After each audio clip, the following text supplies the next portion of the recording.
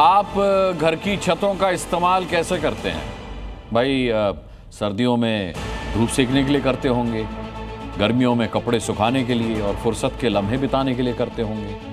लेकिन कुछ भाईजान छतों पर एक अलग तरह की टूल किट बनाने में लगे हुए हैं। भाईजान के लिए छत जो है वो दंगों का लॉन्च पैड बन चुकी है। जी हाँ, इकट्ठा करके जहां पत्थर रखे जाते हैं। ऐसी ही एक और तस्वीर आज अलीगढ़ से सामने आई, जहां के लोग बता रहे हैं कि कैसे बवाल की तैयारी छतों पर पत्थर रखकर पहले से की गई।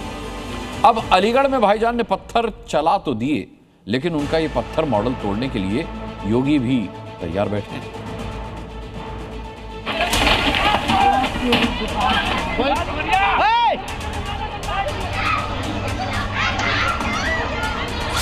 छत पर भाईजान मौजूद हैं और छतों से एक एक कर पत्थर बरसाए जा रहे हैं।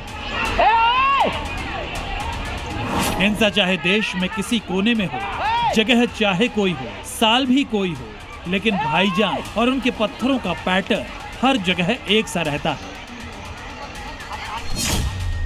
छत पत्थरों से भरी होती है और जैसे ही कोई बवाल हो, भाईजान पत्थरों की बौछार शुरू कर देते हैं।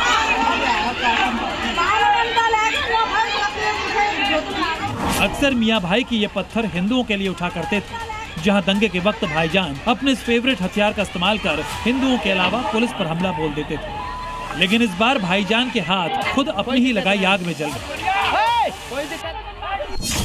जहां अलीगढ़ में एक दूसरे पर ही भाईजान ने पत्थर बरसा दिए। ईंट इन्होंने पहले से इंतजाम कर रखा था, उसके बाद उन्होंने पथराव करा था, पहले से इंतजाम कर रखा था।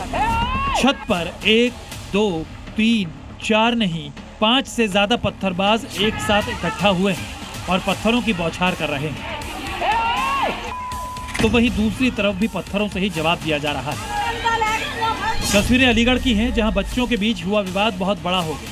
दोनों परिवारों के बीच पत्थर चलाए गए, मारपीट हुई और लाठी डंडे भी चले और इस पत्थरबाजी से 6 लोग घायल भी हो गए।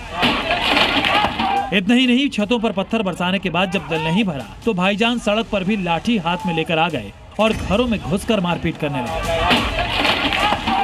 छतों पे जिस तरीके से वहाँ पर पत्थर रखा हुआ है, ईंट रखी हुई है और उन ईंटों से ही यहाँ एक दूसरे के ऊपर यहाँ पर फेंका गया, वार हुआ था। जिस तरीके से यहाँ पर चारों तरफ ईंट पड़ी हुई है, उससे समझ में आता है कि किस तरीके से यहाँ पर लड़ाई हुई थी, किस तरीके से यहाँ पर पत्थर फेंका गया था, एक दूसरे के ऊपर यहाँ पर पत्थर फेंका गया था। और इन छतों पर भी आप देख सकते हैं कि जहाँ पर चारों तरफ ये पत्थर रखे हुए हैं।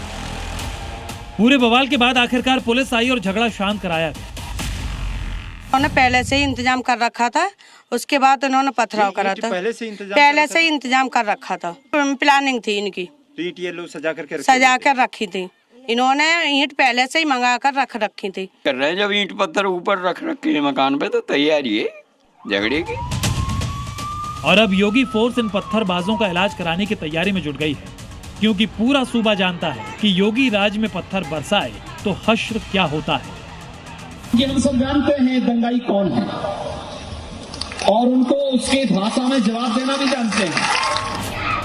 अलीगढ़ में तो भाईजान का ये बवाल शांत हो गया, लेकिन इसमें सवाल ये नहीं कि पत्थर फेंके गए, बल्कि सवाल ये है कि ये पत्थर आए तो आए कहां से। क्या अब छतों पर पत्थर प्लानिंग के तहत रखे जाते हैं कि बवाल हो और उसका इस्तेमाल किया जा सके? क्या भाईजान के लिए छतें हिंसा का प्लेटफॉर्म बन चुकी हैं?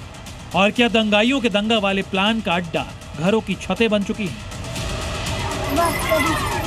अब जबकि ये छत वाला पैटर्न लगातार बढ़ता जा रहा है, तो बारी इसके इलाज की है, जिसकी तैयारी योगी फोर्स कर चुकी है। ब्यूरो रिपोर्ट, जी मीडिया।